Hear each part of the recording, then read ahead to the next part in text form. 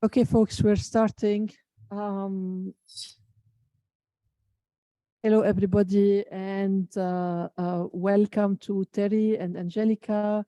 Thank you for being with us. I'm Lina Abou Habib from the American University of Beirut, the Asfari Institute for Civil Society and Citizenship, and I'm very happy to be with you hosting at the IFI, at the Issam Faris Institute, this webinar on funding schemes and support towards gender-based violence prevention and sexual and reproductive health in Lebanon, a critical analysis.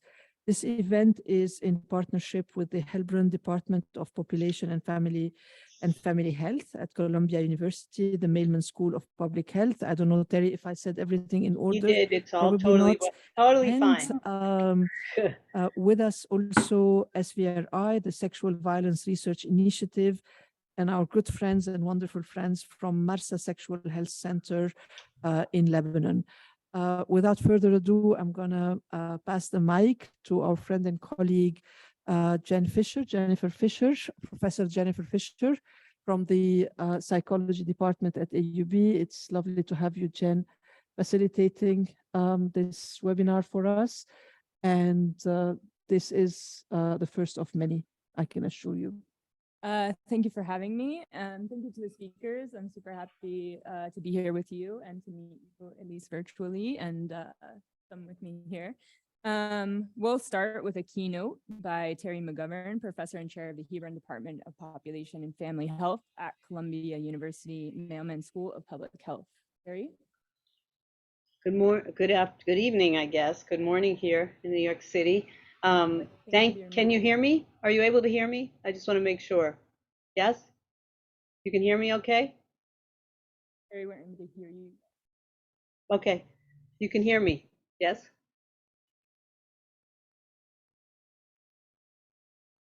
Should I start? Are you able to hear me? Yes. So we can hear you now. You're good. Sorry. Okay, great. Good. Hello, everybody. It's really an honor to be here. I want to thank you all for the invitation and the partnership. So globally, gender-based violence, as we all know, is its own pandemic. The World Health Organization has estimated that as of 2018, 736 million women have experienced gender-based violence. The true number of GBV survivors is much higher, given that this is based on flawed and incomplete data sources that often miss harder to measure forms of gender-based violence and harder to reach populations in the gender spectrum. This would be devastating enough, but the burden is also unequally shared. Gender-based violence disproportionately affects low and middle income countries like Lebanon.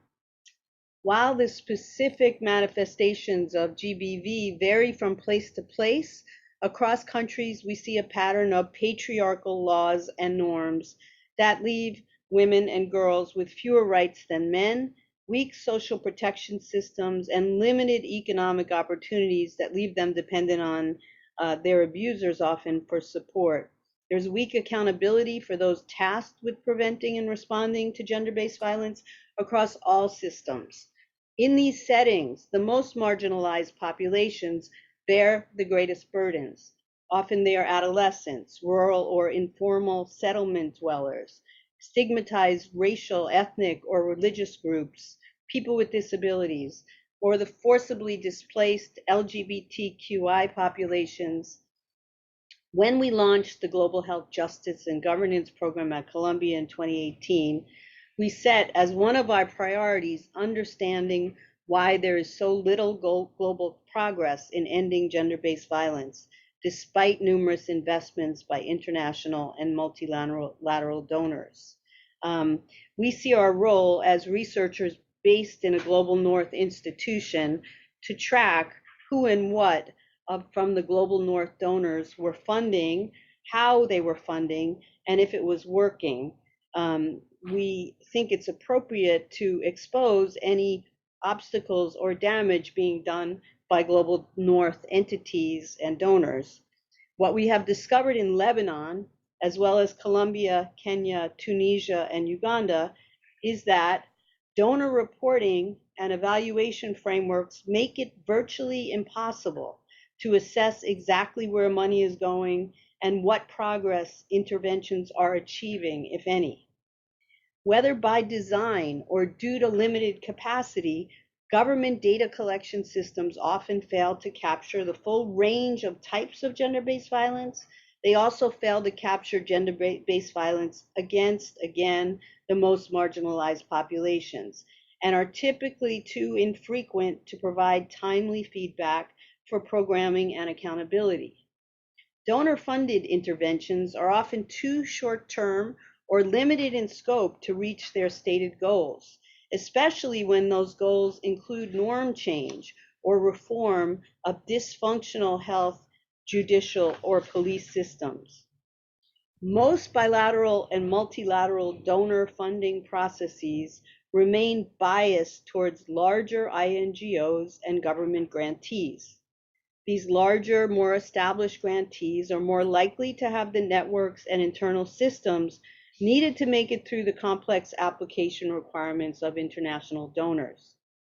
All of this tends to result in funding that prioritizes grantees and interventions that play it safe over those that challenge existing power structures and social norms.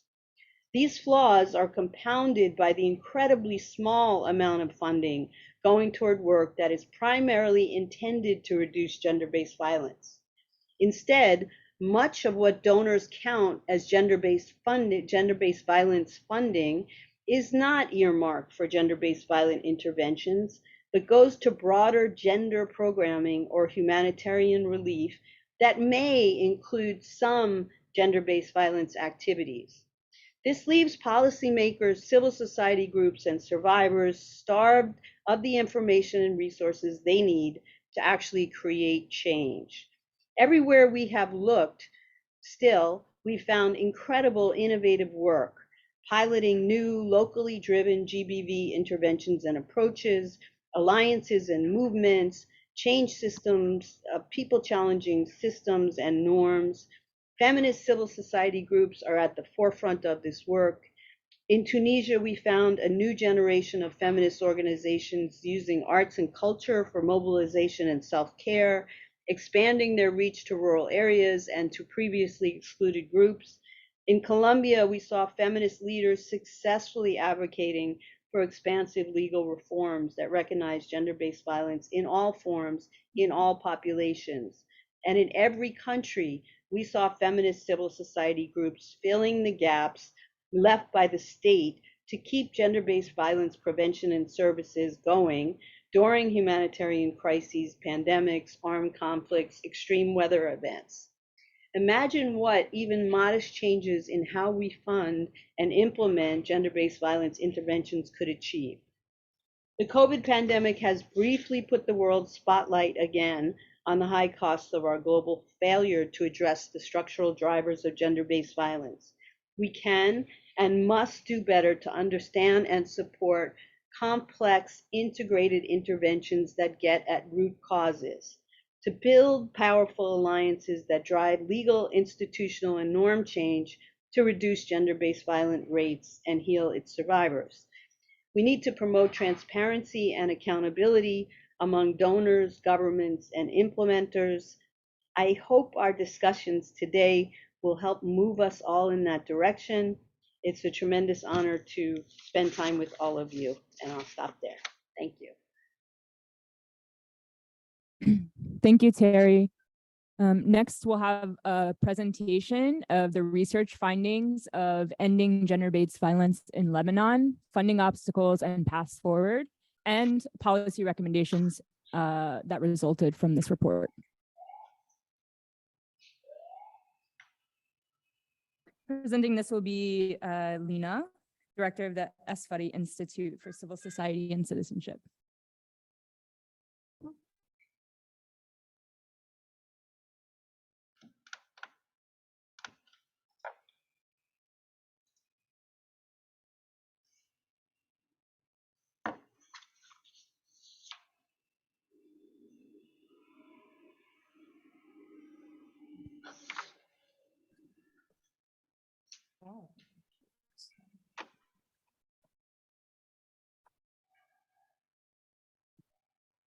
Thank you, everybody. I'm not good at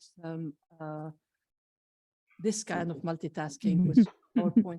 Okay, but I'll do my best. But I want just to emphasize the context a little bit. And before this particular research was decided, I think Terry was in Beirut way before the explosion and way before way before the explosion, way before the pandemic. Looking at what she was talking about, basically, what is happening to gender-based violence? How do, in terms of funding, how do issues and topics become, what is called in the paper pet topics for donors? And then why do they stop becoming pet topics? What the questions that were being asked, the answers really didn't make sense, and they still do not make sense now. Why would you? What would lead donors to resource something, not something else? I don't know where this note is coming from. I think it was my papers. Okay. And therefore, it's not just the act of deciding where resources go, it's also the implications of making an issue invisible, not resourcing it, and choosing to resource something else, which would actually reproduce the problem, or at least not help in supporting this. So I just wanted to just tell you where this is coming from, because there's always a story behind, how did we frame a question and where did it come about? And of course, right after that, the pandemic happened and then the explosion happened. And the concern was, as all of you remember, after the August 4th, there was an influx of aid money to Lebanon. There was the usual rolling out of humanitarian aid, etc. And also during that period, many feminists were appalled by the absence of any gendered consideration of aid. One of the main larger donor in their assessment basically said they're not going to look at the gender implication of the blast because it was too complicated. And that actually provoked the formation of something that is still alive and kicking and still trying to make an impact, which is the Lebanon Feminist Civil Society Platform. And the idea was, back in the day, after the blast, was to showcase, to prove, to talk with donors, to try to talk reason in terms of why international aid has to be gendered, and that even humanitarian aid can actually, if it's gender blind, it could be actually quite harmful. So the idea was to try and see what was happening after the blast, looking at the flow of international aid, and also talking with many of the activists on the ground in terms of what they thought was happening with international aid. Let's remember that there is so much you can find online, and we did find quite a lot, but the decision-making process is quite opaque, and it's very difficult to find out, well, you can make a guess. Why does the National Commission for Lebanese Women get so much money with a very, very, very, very conservative agenda and a total disconnect with women and girls in their diversity on the ground, and with no real questioning of impact and change and transformation and etc. So anyway, I'm not saying that we answered these, but one of the things we did was put things in context, and of course, as you know, the starting point of all these questioning was a starting point of heavy burdens on the population in terms of poverty, unemployment, precarity, public policies that are not friendly to people, that do not take into consideration, what happens to people.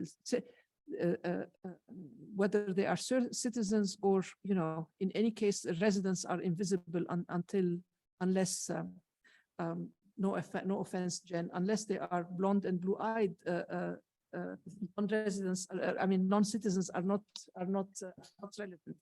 So basically, we had this this background and a number of shocks, which actually had a very very direct result in increasing gender-based violence, but it also having a negative impact on sexual and reproductive health services, which the impact we will discuss later on, but I'm also counting very much on our friend and colleague, Sara Abou Zaki, who's been on the ground and is still on the ground, to give us a hard look and a deep dive into the scene. So it's very important to basically make these connections. The fact that whatever the results are of a particular shock is determined by what was the situation before that shock. What does normality mean? What is living a normal situation mean in a patriarchal context? Within this, as I said, we wanted to draw attention. We wanted to at least raise red flags in terms of the role of donors and international actors worldwide, and to look at and analyze these opaque financial flows and where do they go, to what type of activities, and of course also raise awareness on how urgent these problems are and the long-term impact of all these consequences on well-being, as well as the long-term impact of neglecting a thorough discussion about gender, but also about the transparency of aid. And I think that's my own addition. I think we should be treating the transparency of aid with the same way that we treat or we demand transparency of our regimes. It's the same thing. We're talking about decisions over resources that have consequences on real people. So what we did is, and you will soon have access to this, we actually looked at what was available in terms of data on financial flows, and the strategies that exist in terms of addressing gender-based violence and sexual and reproductive health and rights, and doing a bit of scoping, and this data comes from the earlier research that Terry was talking about, doing a scoping of who the actors are, what are the initiatives, which populations are earmarked, because we're trying to, at least in our lingo, to move away from military language like targets and all of this. So which populations are earmarked, and consequently which populations are not fall through the cracks, and also looking at what are the main aid programs, how do they operate, what are their merits, and of course we're talking about programs that seek to support gender-based violence and sexual and reproductive health and rights. And then, of course, look at a set of recommendations. And one of the things that we would like to, hopefully we will get some input, not just now, but hopefully we will be able to do a kind of survey to get feedback on the policy. And I'm hoping that also with Sara, no pressure, Sara, you're doing it, but also, you weighing in on these policy recommendations, because organizations like you and activists like you would be at the receiving end of, all the consequences of these recommendations. We've looked at the reports on gender-based violence that Terry was talking about, analyzing, the financial flows and the actors during this period. We looked at, we spoke with a couple of dozens of really solid feminist activists working on GBV, working on SRHR. And I have to say that there aren't many in Lebanon. And then looked at the gray literature, looking at the reports from these organizations, trying to pull out some intelligence from these reports. Before going into the recommendation, etc. Or actually, let me just start with some of the findings, which really shouldn't come as a surprise. The fact that, as every shock, and I think my students who are in the room would know that this is what I repeat like a broken record, every shock has a disproportionate gendered impact, and it has to do with a starting point of inequality and a starting point of differential impact on people. So as expected, the pandemic and the lockdown and all the different results of the lockdown, be it on, in terms of work and economic crisis and unemployment, and then followed by the Beirut port explosion, had this totally disproportionate impact. Just before we got together, we had a webinar with the amazing Dr. Naila Kabir, and she brought a say which was used during the pandemic, which is, we're in the same storm, but we're not in the same boat. And this is exactly what qualifies. We can qualify the pandemic. Not everybody was on the same in the same boat. So of course the pandemic also had a really serious impact on service provision for and programming of gender-based violence initiative. I want to just just want to use a couple of anecdotal illustrations from the narratives that we had with many of the people that we interviewed. For example, the issue of safe spaces. And granted, there aren't many safe spaces or shelters. There are just a few, but imagine that these few were closed during the pandemic. It took a lot of time for internal ISF, internal security forces, to start picking up the phone and answering the domestic violence hotline again. The courts were not working. Their operation were frozen, and also and I recall one of the anecdotes. One of the women survivors of, actually not a survivor, a victim of domestic violence, who used to go to her sister in a situation where it became too dangerous at home. Her sister wouldn't have her because of COVID. So even the informal setups or mechanisms weren't working anymore. So also in addition, how everybody had to go through kind of remote work. And how do you do remote counseling? And how do you provide remote support to somebody who might be beaten to death, or somebody who's being raped, or somebody who's also, because of the crisis, cannot find the morning after pill? So these are not details. These are consequences that have life repercussions, and also repercussions on lives, on being able to stay alive. But even with this, one of the main challenges, which again is not unexpected, is the scarcity of data on, aside from what serious organizations put out there. Again, I look at Sara from Marsa, because she'll be able to talk more about this.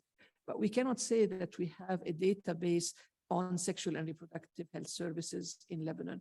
We cannot say that the services or everything that is happening out there is turned into information and analysis that is digestible and usable. But even in the best case scenario, there's no investment in allowing serious organizations that do work on GBV and sexual reproductive health and rights to do their own knowledge production. This is a very and I think for me it's an important finding. Mobilizing funding and resources for feminist organization working on the ground to create and maintain their own database and turn and be able to pursue their own research questions is not something that is easy to find. And this is further complicated by the lived realities in Lebanon. I don't want to go through this in details, but suffice to say that the Lebanese law in and of itself is incredibly problematic and at times useless and at times condoning violence. I will just use a couple of examples that are in the report. The Lebanese laws do not offer, of course, the personal status codes not only do not offer protection, but also are abusive in different domains. And this is not a space where the laws have taken into consideration either gender-based violence or sexual and reproductive health and rights, because this relates to agency over women and girls' body, and this is certainly not something. Do I have time? I'll show. And this is certainly something that the religious courts want to maintain within their power. Some of the, there have been reforms, and these reforms have come about, and we were just talking about it in a webinar just a little bit of time. Sorry, I'm losing my thoughts. Some laws have been put in place, and these laws were the results of years and years and years of feminist activism, of successful feminist activism. However, the regime and the ways in which, the crooked ways in which they think and they act, actually make sure that these laws are difficult to access. So it doesn't facilitate access to justice. But nevertheless, feminist activism across the board and also accrued over the last few years has resulted in a number of changes. But it hasn't touched critical issues, for instance. And I think for me, one of the critical issue is the right to abortion. And as long as this remains unavailable for women, and I think Terry talked about it, this is the main challenge to sexual and reproductive health.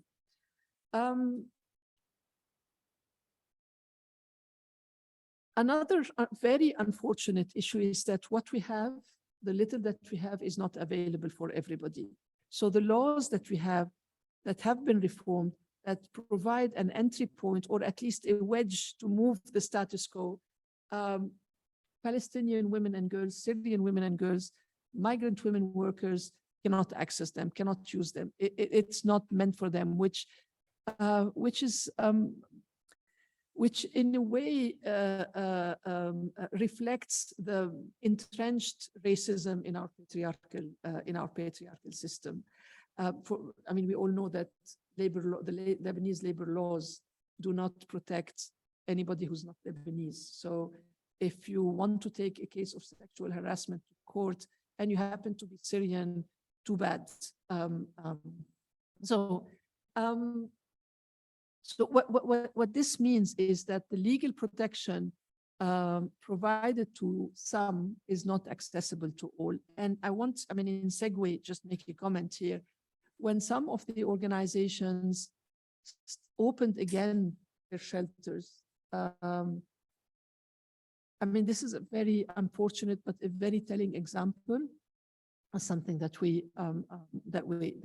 saw. They had a separate shelter for migrant women, domestic workers, which, you know, I will leave you on this thought just to think about what this means, not to have a shelter for women who are in a situation of abuse at the household that is for all women, but actually putting aside women domestic workers. Okay, let me go quickly. Okay. Well, people, you know, I have to say that we have been privileged to talk mostly with feminist activists, and this is the only way that you can capture really textured and in-depth qualitative data and insight in terms of what is happening, and of course there is a confirmation yet again that this is where services are available for women and girls. Yes, they are partial. Yes, there's no, you know, there's no full coverage, etc. But this is compared to zero from the state. The other thing that is seriously problematic is the fact that the regime itself, in all of its, you know, tentacles, including the National Commission for Lebanese Women, whom I always have, I'm happy to add that, which is headed by the daughter of the President of the Republic, in keeping with the policy of not acknowledging anything and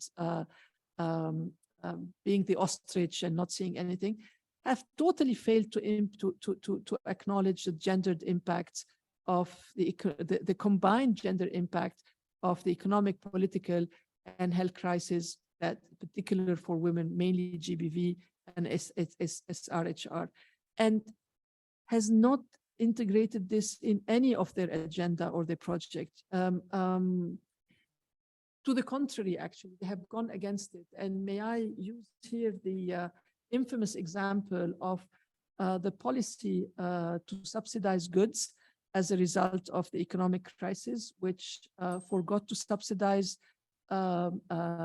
period products, but subsidized razors for men. So again, no need to comment. This is exactly what the public policies are about in terms of not recognizing what is in front of you. So clearly, the only resort is feminist civil society organizations, and I'm really looking forward to hear more from Sara, but particularly Sara, you know, would be great for us in trying to shape and, you know, tweak and fine tune the recommendation for you to weigh in on what we thought, listening to all our participants, what we thought are the most important and most salient recommendation.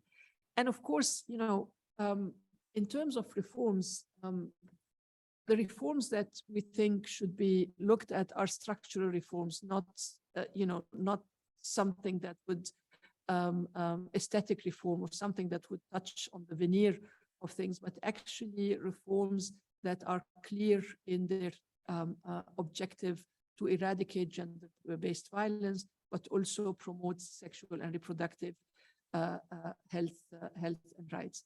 And the second one, given the paucity of data and the really modest or shy interest in asking these research questions, but actually the recommendation is to push, to lobby for large-scale research and diagnostics initiative on women's lived experience of gender-based violence, and how do they live, how do they negotiate their sexual and reproductive health needs? Where do they go? What happens? What happens when there's nobody? And therefore, you know, how can this, or actually using this to inform funding schemes and to inform program design? And of course, the big elephant in the room in terms of policy recommendation is accountability and transparency, not just in the decision making, in how such decision are made, but also in how funds are used. I'm just going to take an example that always come across, and which I remember discussing several occasions with Terry, which is, the massive amount of funding that has gone into abolishing or doing something. I don't think the word abolishing was mentioned, but doing something about child marriage, which incidentally, a lot of it has gone to the National Commission for Lebanese Women. And the issue was presented as an issue that it's not about us, it's about the refugees. But even with that, there's absolutely no accountability or transparency on results. People on the ground still have very powerful testimonials with regards to the fact that the practice prevails and is on the rise. So who asked the questions? Where does this money go? Why do we not see results? There's a limit to how much you can use, the age-old argument of our regime, which is they didn't let us do our work. There's a limit to this argument. So the last one, and this is something that we have more or less experienced with the Lebanon Feminist Civil Society platform, is in which you are member, Sara, is actually supporting these kind of alliances, but not just locally, but also the global connection as well. But primarily to be able to keep the Lebanese government, or to hold the Lebanese government accountable for being irresponsible, for failing women, and for actually doing away with resources, I should say.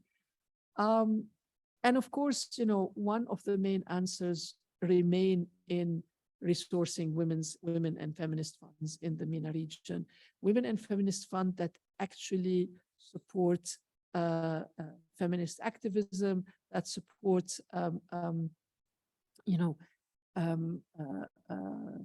the ability of feminist groups to influence, to actually challenge national policies, and to actually take on the main role of accountability, of holding the regime accountable, and a call for transparency. And I think I want to end this by maybe Sara is with us also as a reality check, basically, and also given the amazing work on the ground that Marsa has done. And I'd like to pass the mic to you, Sara, to reflect on what this means and whether we are on the right track with the policy recommendations, and what has been also your lived experience and with your colleagues from other groups during this period. Thank you.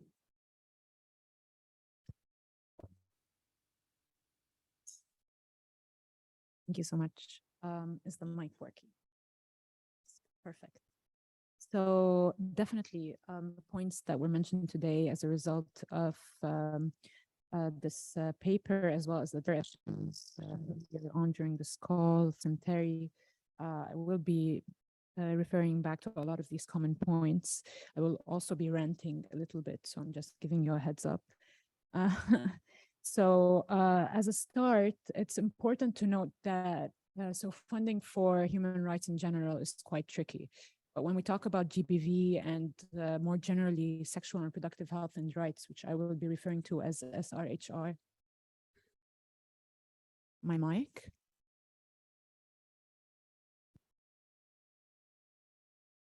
Is now better? All right. So even though funding human rights in general is quite tricky, but when it comes to gender-based violence and the more general umbrella of sexual and reproductive health and rights, or SRHR, the specific differentiation here is that SRHR was never a priority, honestly. It's regarded as less important than other aspects of health, even though we know for a fact that having access to sexual and reproductive health services and to our sexual and reproductive health rights is key for our well-being as individuals. And if we don't have access to these services, not only will we be at risk of developing diseases or having unwanted pregnancies and unsafe abortions due to the lack of legalizations of abortion, but it also means we won't have the ability to lead a healthy life where we are able to express our gender the way we want to, be able to be with the person that we want to, and engage in consensual relationships with our partners of choice. So all of these add a really big burden on individuals in general, but particularly women and queer persons who are at the highest level of risk of stigma and discrimination and are among the hardest hit when we compromise access to SRHR. And of course, when I say women, I mean that in their diversity, queer individuals also in their diversity, because there's a lot of layers going on if we're talking about refugee women and migrant women, as Lina had mentioned earlier. And for queer individuals living in conservative contexts such as Lebanon, it's also extremely difficult.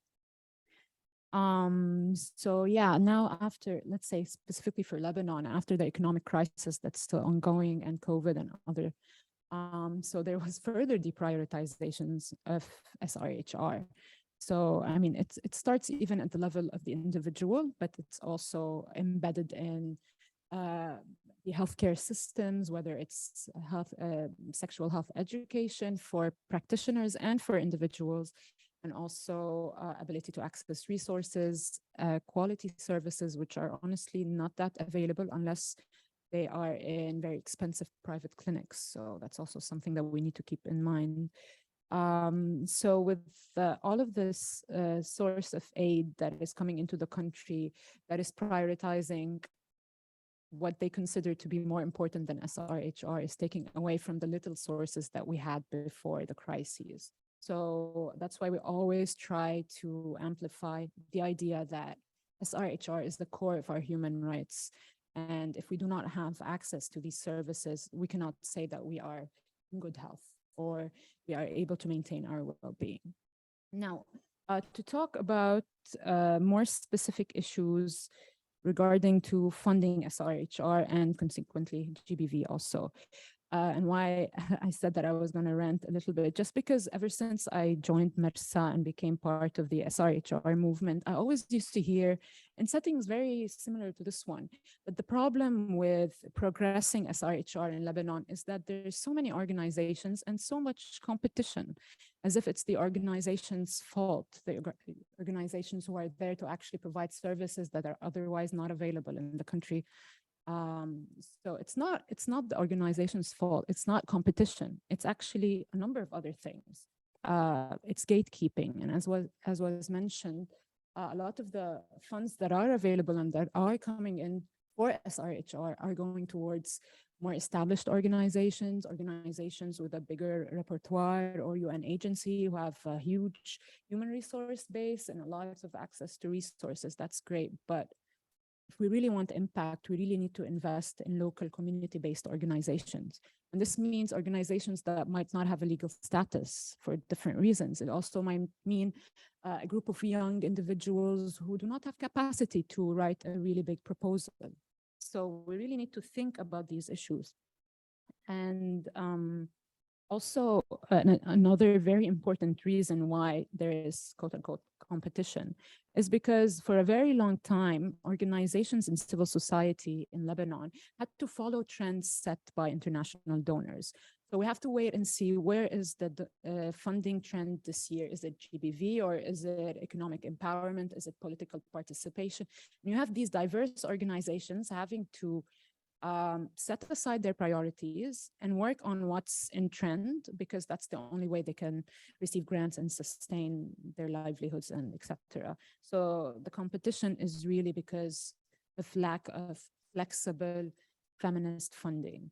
And I don't know if we'll have an opportunity, but as Marsa, we're very lucky that we have received grants from feminist organizations, and honestly, it has been life-changing. And for a very long time, I used to think that it was just this dream that I would never experience, but I did experience it. And there is absolutely no reason for other donors not to replicate this model. And I can give you more information if you want about that later. The issue with having to follow external trends just means that you're not really listening to the communities on the ground. Your activities, your activism is based on some concept that you receive rather than from the grounds up. So, and this is where research really comes to play. Research is very important to inform our activism and also to inform donors about where they should be sort of looking at in order to provide support.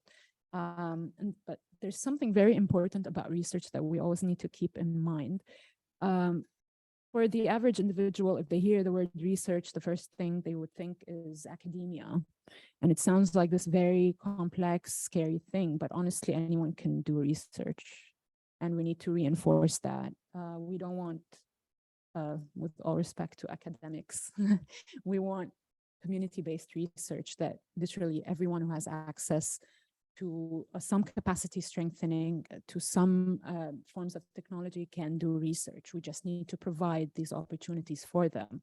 And why I'm saying this is because it's these individuals who know what to look for, who know how to ask these questions, who can receive more reliable answers because they're trusted from their communities, etc. And this kind of research will generate information that can inform policy, that can inform activism, that can inform activities, etc. And it can amplify the voices of these community members. But also something that came to mind just now, actually. So funding research is very important, but we also need to remember that these individuals that we are asking to provide very personal information, a lot of times it's very personal, etc., should receive support. They shouldn't be giving their time, these aspects of their lives and their livelihoods without receiving at least some kind of support. And I'm not talking about compensation, because when it comes to research, the idea of compensation poses a lot of risks to validity and etc. But what I'm talking about, and I'll give an example as Marsa, I cannot go to an individual and ask them about their sexual practices, and whether they've been exposed to certain infections, etc., without actually providing services to help them. So when we seek funding for research, we should be able to cover services, because why would I really give information about myself without receiving anything in return? And also, why would I, as a healthcare provider, ask these sensitive questions and then send people home without any source of support or etc.? So yes, definitely, research is very important. It should be community-led, and it should also come with services, especially right now, where more than ever, civil society is doing the services that are otherwise not available in, the public sphere. So this is generally it. I think I covered all of my points. If anyone has a question or would like to discuss something, I'll be more than happy to respond.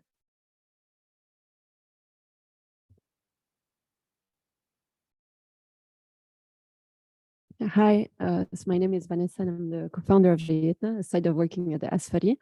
And it really resonated what you were saying about services, because I had kind of like heated discussion 2 weeks ago with a donor, because we work on period poverty, and they didn't want to fund service provision.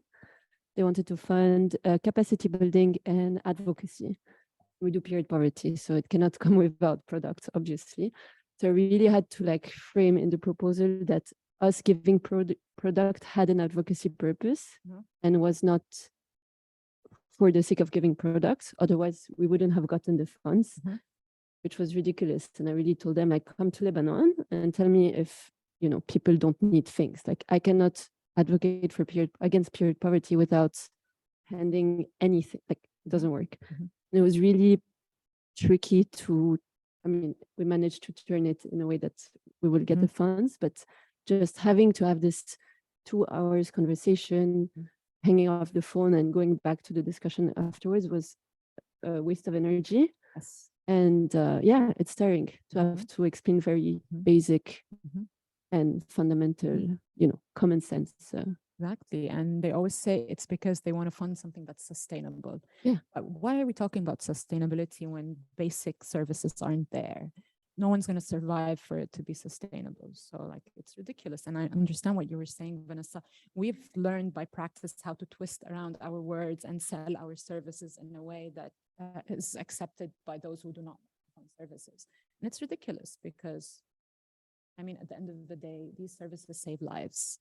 These products that we provide also improve well-being. So there shouldn't be a better excuse for it to take heed. I do want to talk about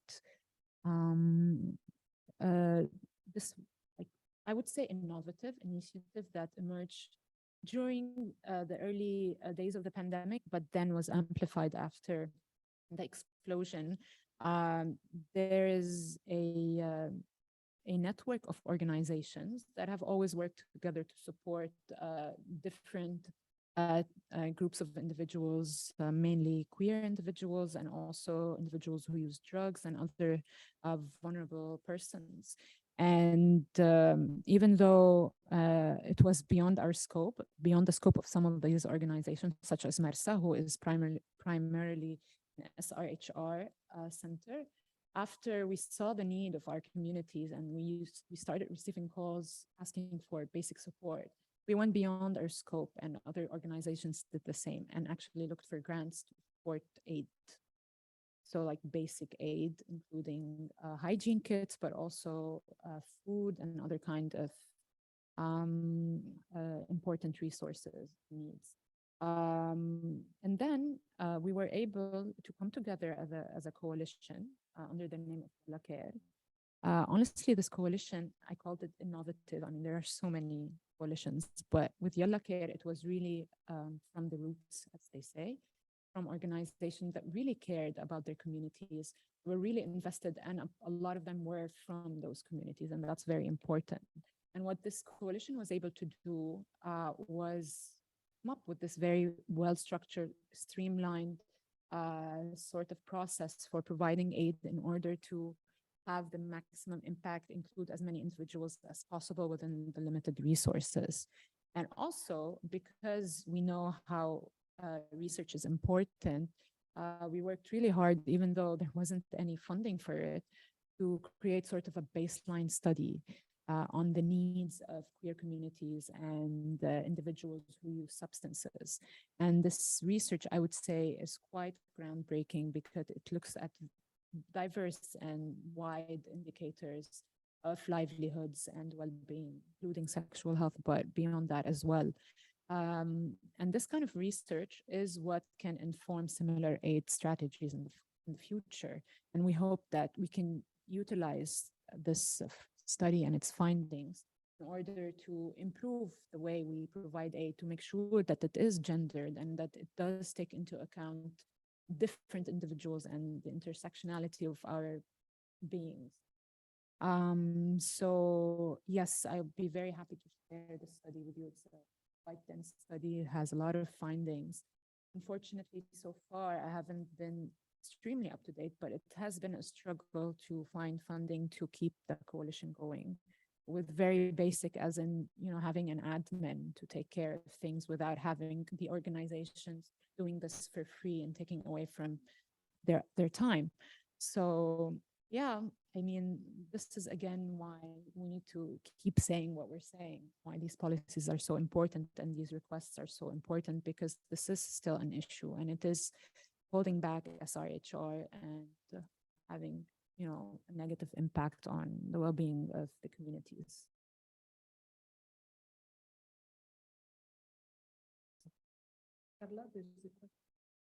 I can read it. It's okay. Thanks for the point about the importance of expanding alliances. Could you say a bit more about what this means in a practical sense? What kinds of alliances and with whom?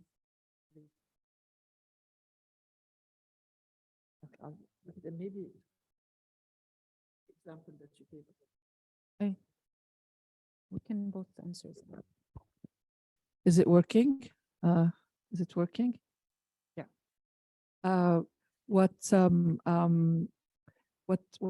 was saying as an example of an alliance is exactly what is meant. In the absence of a government that is responsive and responsible, in the absence of a government that realizes that there's an enormous and disproportionate impact of all these consecutive crises, which, except for the pandemic, are all caused by the government. Even the pandemic, actually, and the mismanagement, it's also possible. So how do you hold such beasts accountable? And how do you communicate with a regime that lives in the stratosphere, that is completely disconnected, while at the same time aware of its own interest? And the experience has shown, and the words of all people on the ground has shown that it's very difficult to do it on your own, and therefore this is where feminist alliances are important. I think Yalla Care is a very important example. The Lebanon Feminist Civil Society Network is yet another example, despite the fact that not all the members are on the same page vis-a-vis important issues. So I think there's, for instance, a serious rift on the issue of sex workers versus women in prostitution, but it's nevertheless a very diverse thing where people like Sara are playing a leading role with other queer feminists. That's analyzed. So, but these two are actually local alliances which need to be examined and need to be resourced. But also, even this is not powerful enough to upset a regime, to basically make the president's daughter a little bit uncomfortable in the ways in which she appropriates the narrative and the resources that go with it. And this is where the feminist ways of reimagining funding that looks at strategies of global feminist alliances, which connects a local alliance like Yalla Care with global feminist, is incredibly important. And one thing that all regimes share is that they really, despite everything that they do and all the damage that they do, they like to look good to the foreigners. They really. So I think these kinds of alliances, this is what was meant by supporting these kinds of alliances. Thank you. Maybe Sara. Yes, so based on our experience, we've always had alliances with who we call sister organizations who share our values. We have common history at some point. And it hasn't always been successful, obviously. Organizations can have different priorities at different times, etc. But when you have values that bring you together and like a common goal, which is improving the well-being of your communities, then alliances are always a good thing. And with limited funding resources, and this is a recommendation I would also suggest, let's force big organizations that are receiving a big chunk of donors' money to work with community-based organizations as part of their, requirements to receive this grant. And not just to, to say on paper, we're paying them some operational costs. No, engage them in activities, let them design activities and lead on it. Let them do the research as they can. You just need to give them some resources. So alliances are very important. And honestly, as Marsa, because we're localized in Beirut and we don't want to be centralized, by default we are. But our approach is, instead of replicating Marsa and having a number of centers across the country, we just partner with community-based organizations in different areas, because honestly, they can do the job better than we can, because they know the context, they know the community members, they know what's needed, what's accepted, what's not. So alliances and partnerships are really key in advancing advocacy and human rights in general, SRHR in particular, because it's so stigmatizing. I mean, I'm sure if I'm a refugee woman living in Burj Al Barajne, I don't want to hear about my sexual and reproductive health from this clearly westernized Beiruti woman such as myself. I'd rather listen to someone from my community, and that's only fair. I mean, it's only fair. So that's why these partnerships, first of all, allow for mutual capacity strengthening. Organizations are growing, but also have better impact. So I hope that provided some insight. Thank you, Sara and Lina, for providing insight on that. I have some questions prepared, but I'm also prepared to take questions if there's anybody here that wants to take questions, or in the chat box as well, for the moderated discussion.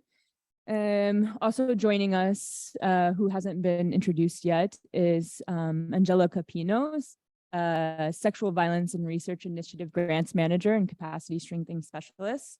And I want to roll off what was just being discussed in terms of alliances and connecting with global alliances as well, and speak on the strategies needed to communicate research, which you've established is incredibly important, both community-based research and maybe academic research too, and putting that into praxis.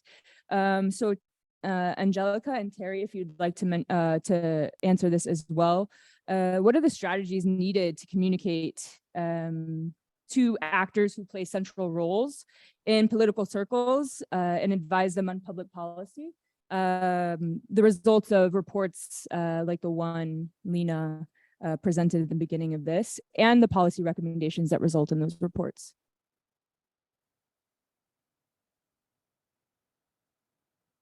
Terry, you want to go first?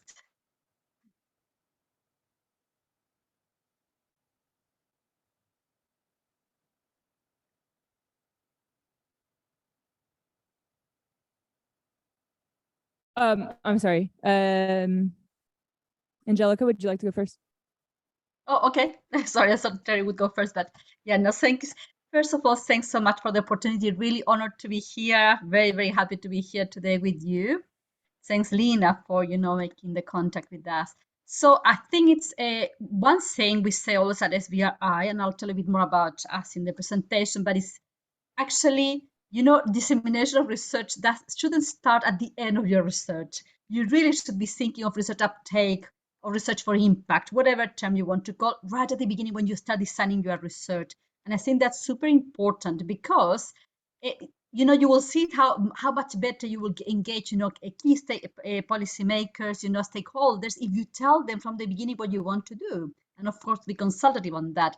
So I think that to me is a key thing. Is not just about the end when you have your final document, what you do from the beginning, but the other key thing, of course, is speak their language too. I think your academic have got a particular language, activists have another one. So really try to figure out what is the best way to get with them with their right language in that way. So make the effort to translate, the findings, and make it very kind of palatable and digestible. They don't have many time to read, lots of things. So how do you make it easier for them to figure out exactly what you did, what was the purpose of the research, implications, and also kind of and that we all do that, of course, and I see that in the document today. Key recommendations, tell them this is the way to go. We did this really very thorough research. This is the way to go. So to me, that's very in a nutshell, speak the right language, try to engage them from the beginning. Thank you. Terry, do you have anything to add? Yeah, I mean, no, I mean, I think I totally agree with that. I think it's a negotiated process all the way through. And I also think um, actually discussing findings, you know, and hearing reactions and thinking about more creative ways to actually communicate about those, you know, using artists, using all kinds of different methods, I think, um, to kind of figure out what will actually be effective communication. So that's all I'll add. I agree with everything. Thank you. I want to pause here. Is anybody in the room or listening online have any questions? There's one in the chat box. Is that the one that was before? Already answered. Anybody here? No, I have plenty. It's okay. The report that Lina presented earlier mentioned specific populations, and Sara, you also mentioned them in what you spoke on as well.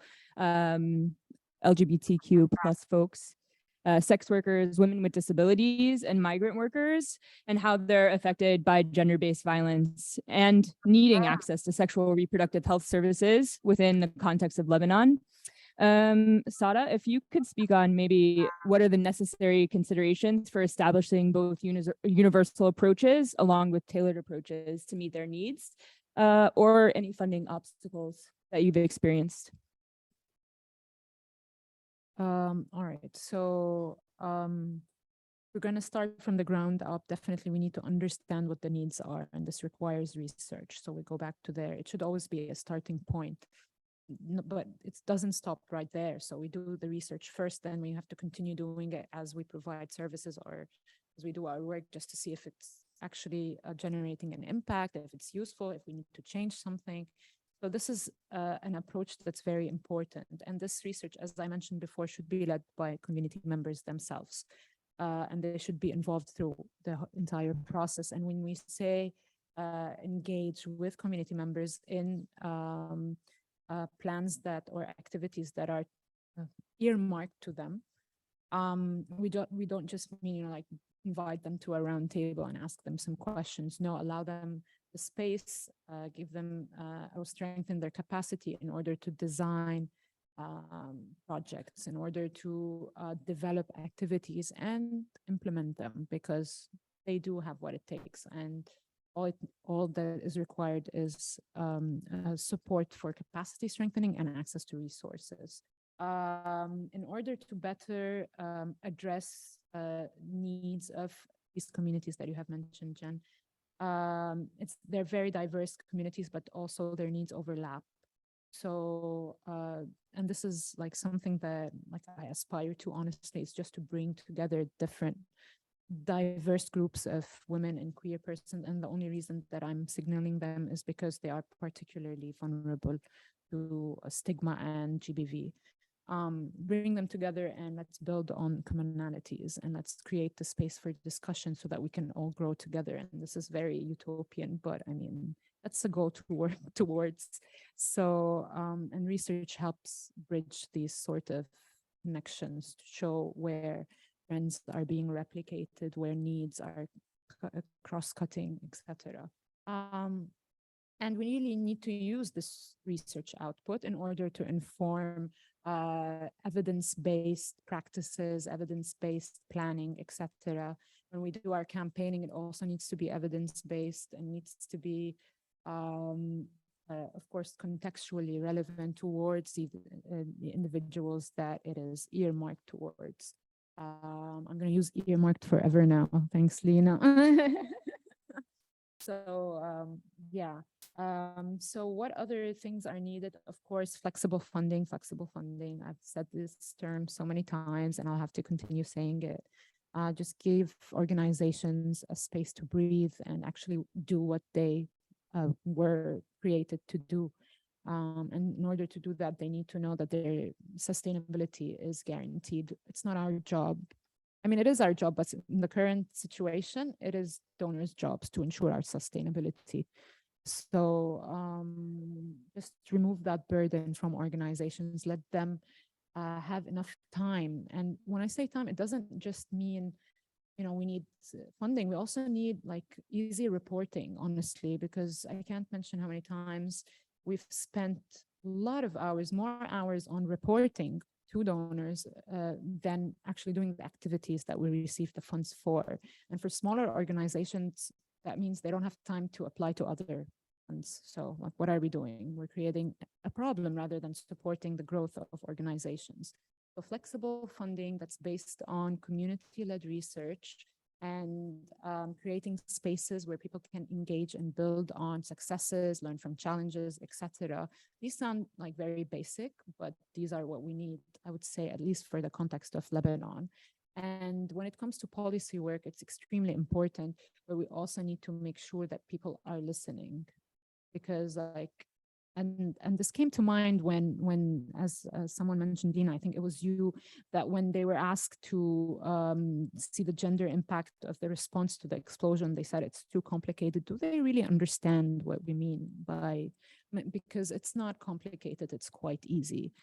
It's very visible and it's easy to take account to. Just need to do your homework. I mean, and actually you don't need to do your homework. People have already done that. You can just ask them to do that. So there is really no excuse for not engaging individuals from the communities and taking into account perspective of different identities, different expressions, etc., different livelihoods and different needs. I hope I addressed your question. Thank you. We're going to move on to Angelica, who will be presenting the call for proposals on the same theme of supporting research, large-scale research. Angelica? Thanks so much, Jennifer. So I've got a PowerPoint, very quick. I know we're running out of time, we'll be very quick. There we go. So, sorry, first of all, again, thank you so much for inviting us to this meeting, to Asfari Institute, to Lina. And just to say that we are small donors supporting research, but we're really interested in what's going on in the MENA region. So we are very happy to be, I'm happy to be here listening to what's going on there and to present our call for proposals. Next slide, please. So just a bit about the SVRI for the ones who don't know. The SVRI is the Sexual Violence Research Initiative. We were founded in 2003, and today we have over 8,600 members from all over the world. And it's a network of researchers, practitioners, policymakers, funders, activists, and everyone working towards, of course, ending violence against women and violence against children. And our focus is very much on low and middle income countries. And I think that's very important to stress that the network involves everyone, but we really try to enhance research in low and middle income countries.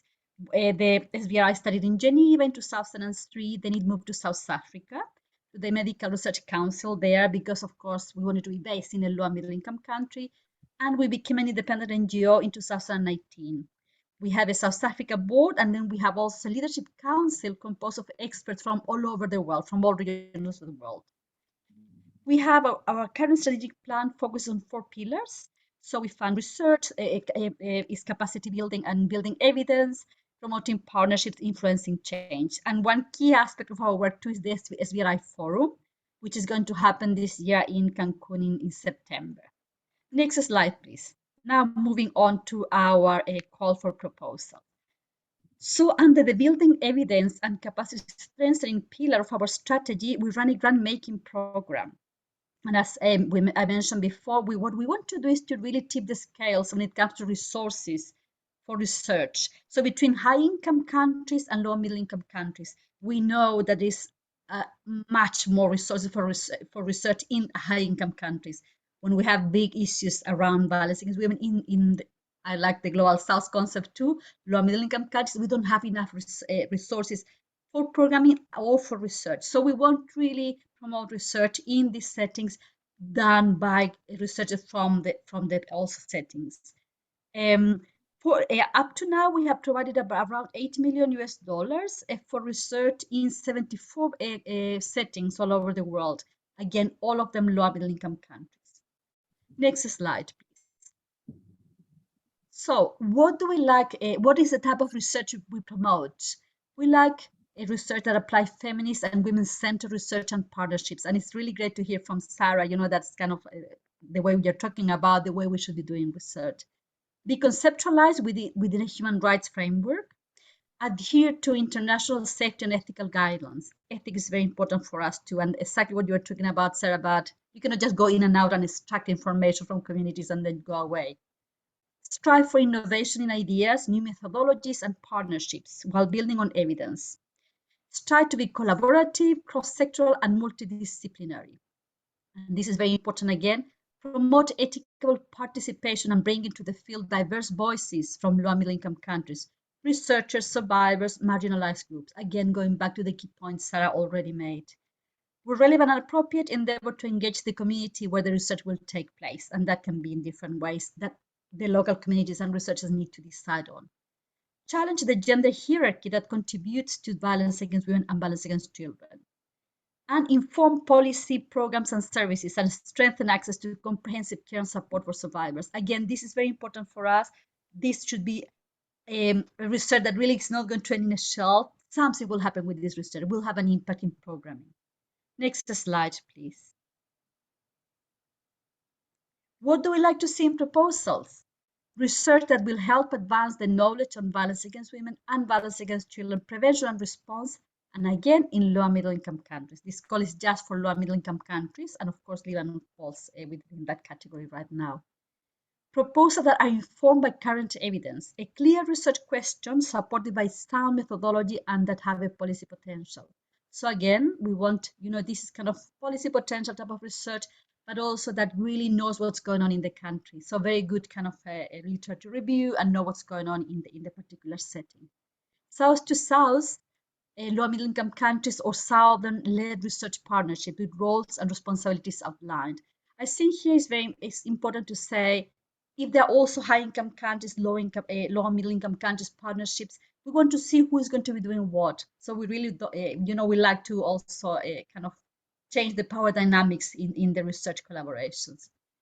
Consortium-led research that, for example, involves activists, practitioners, and policymakers and researchers. So we like consortium. We do not fund this grant, and we get a lot of questions around this. It's not for an individual to do their own individual. It's completely valid, but this is not a scholarship to do your research. This is a consortium-led type of research. So groups of key stakeholders coming together to propose a research question. Consortium that take note of power inequities in research partnerships. And I think Sara also beautifully addressed these issues.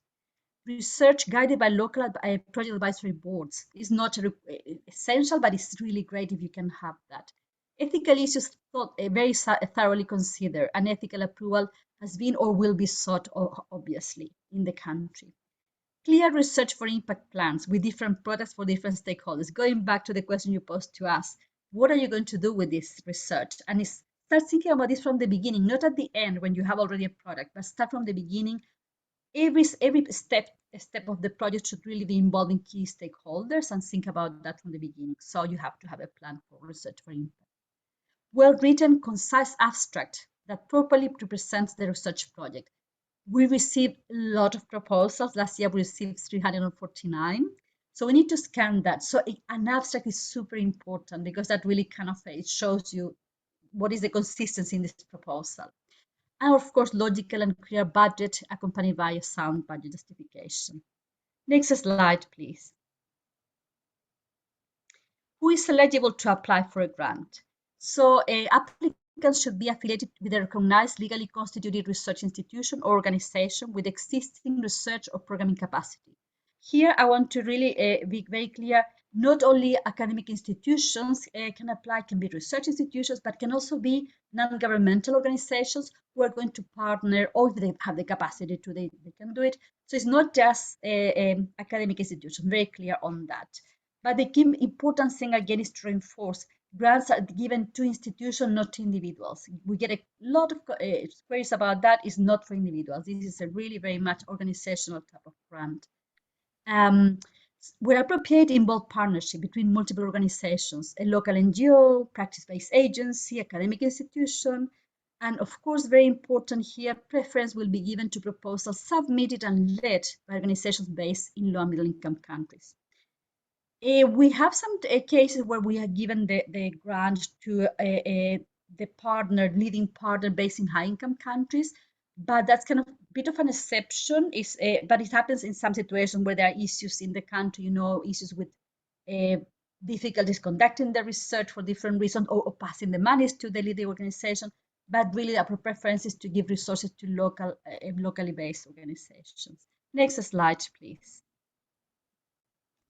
These are other type of considerations. We like to kind of spread the little money we have. So previous grantees will not be considered as principal applicants, although they can be part, of course, of the consortium.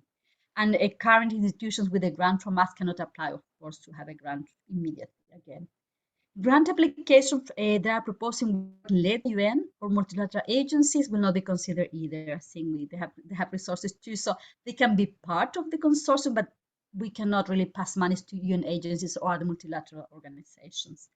And the key thing again is all projects has to be focused on violence against women or violence against children prevention and not response in low and middle income country settings. I think that's pretty clear by now. We do not fund research in high income countries.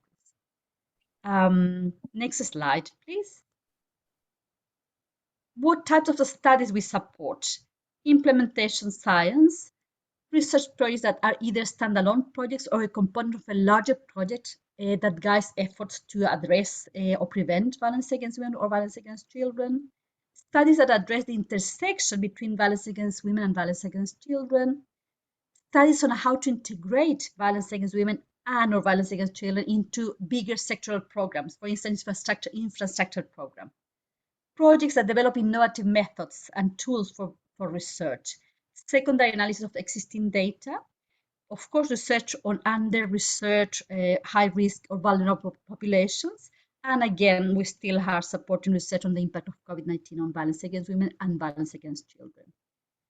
So the key thing, though, again, is that the research must address a gap in the field and build on existing knowledge. That I think is obviously researchers will know that. We really want to see that you know what's been done before.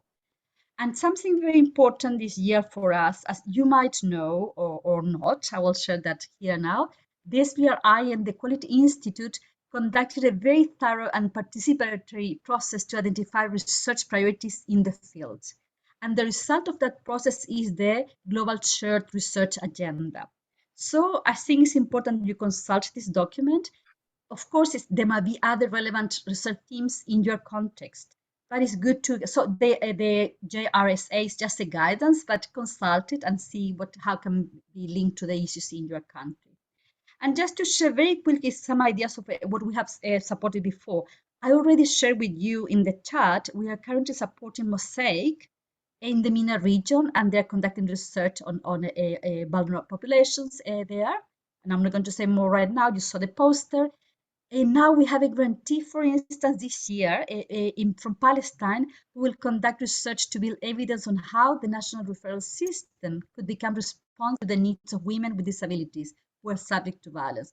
So that's another example of. In South Africa, a grantee will establish the relationship between childhood trajectories of exposure to violence and intimate partner violence victimization and perpetration in adulthood. So the link again between exposure to violence when you're little and what happens later on in life. And of course, explore life course approaches to prevent later perpetration. We are also funding a project that will design, implement, and evaluate a psychopedagogical intervention to prevent child sexual abuse among primary school children in Mexico, or using artificial intelligence is kind of virtual reality games. So this is just to give an example of the type of project we support. And the Palestine project was presented and is led by an NGO there. In South Africa, it's more like a research institution, and the same in Mexico, but it's a mix, so we don't give resources just to an NGO or just to academic institution. We have different type of grantees. Next slide, please. Now to the nitty-gritty of the call, obviously. The grants are not very big, but are not long this time around, but it's between 40,000 to 150,000 US dollars, and for no more than 18 months, between 12 and 18 months. So basically, this is a very limited funding for a limited period with clear outcomes. The budget should be a definitive line item budget for all the direct costs, and we have a maximum of 15% of administrative cost. I had to say that if you send a proposal for more than that amount, we will have to unfortunately reject at the port of entry. So just be very careful when you check your budget. Next slide, please. The way that we that you can apply. We do not accept proposals via email. We use something on a proposal central online system. So you have to go there, register there. It takes a time, so really pay attention. And if you want to submit the proposal, go very much in advance. Register there in the institution, and then you will be able to access all the templates and then start filling the information. Deadline is midnight South Africa time on the 19th of July. So you have about a month to send the proposal.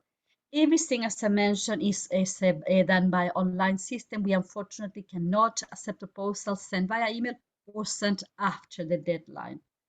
You will be able to contact Proposal Central personnel for all the technical issues about the platform. You can consult SVRI staff, but not really for like the technicality, and also not to discuss content of proposal. Next slide, please.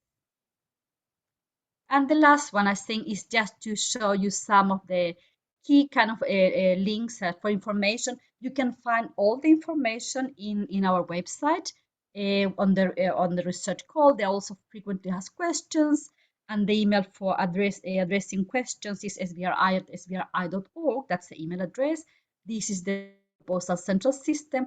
And in terms of World Bank classification, of course, of low and middle income countries, you do fall under the classification. You can send proposals. So I think that is from me. Very quick presentation. That's all. Oh, sorry. I think hello. Yep. Okay. So we're going through all the. Okay, you see all the slides. So that was the last one. So yeah, happy to answer questions now. I know we're running a bit out of time, but that from my side. I just want to say we are really interested in receiving proposals from the region. So looking forward to them. And we cannot discuss content of proposals. I want to be clear about that, but happy to respond to any other general questions. Thanks, Jenny.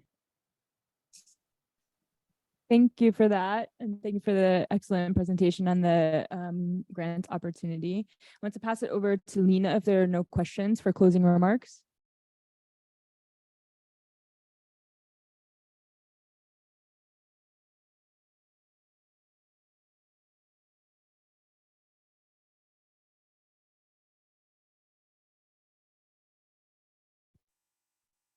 Is it working now?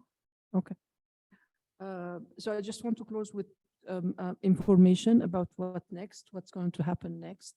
For the research itself, we're going to continue with a round of consultation face-to-face and through a quick survey with selected people from whom we would like an input into the policy recommendations, so that we finalize that policy brief and we can take it to another level and see with the existing alliances, but also vis-a-vis the new formation of the parliament in Lebanon, and then we'll see if ever a government will be there, and then, but also most importantly, vis-a-vis the international community. So a round of consultation, and then finalizing the policy brief, and then basically start addressing, who do we want to talk to with the policy recommendation. That's on the one hand. On the other hand, actually, Angelica, thank you so much for the presentation. And this links really nicely with what Sara was saying in terms of who knows best about their situation, and whose capacities have to be, first of all, acknowledged and resourced to carry out this research. And as you were presenting, Angelica, I was talking with a colleague, Vivian, actually, And we basically decided that we will be looking at a way to do a capacity building intervention with our colleagues' skill in research targeting feminist civil society organizations so as to build skills and also encourage and empower such organizations to apply for the SVRI grant targeting MENA, because we talk about decolonizing knowledge and all of this, but what does it mean when it comes to doing it, and whose voices is heard, and whose skills are respected, valued, acknowledged, legitimized, etc. So Angelica, we might be into something here. So I think we'll be coming back to you, because I think we're all committed at the Asfari Institute to facilitate these connections and to support processes that result in feminist research in what we call transformative research. And with this, first of all, I want to thank Terry McGovern for being with us, and probably for being with us again in not so long, although it took us here a lot of time to be able to do this, but I think with the kickoff, with now that the kickoff has happened, and the ball is rolling. So, Terry, thank you for this. I think you're the idea and the feminist brain behind thinking through this, and also our colleague at I have a difficulty pronouncing the name, but your colleagues, Clarissa, everybody, thank you all for your support. And I don't think you've seen The Last of Us. Angelica, that's been a wonderful introduction to the MENA region. Again, it's just an introduction, and see you again. And we're recorded, right? So anyway, this session is recorded. It's going to be there, accessible, and you will hear from us for the follow-up. Thank you, everybody. Thank you for everybody who's made it possible for this to happen. And see you next time. Bye. Thank you so much. Bye, Lina. Bye, Terry. Thank you. Pleasure.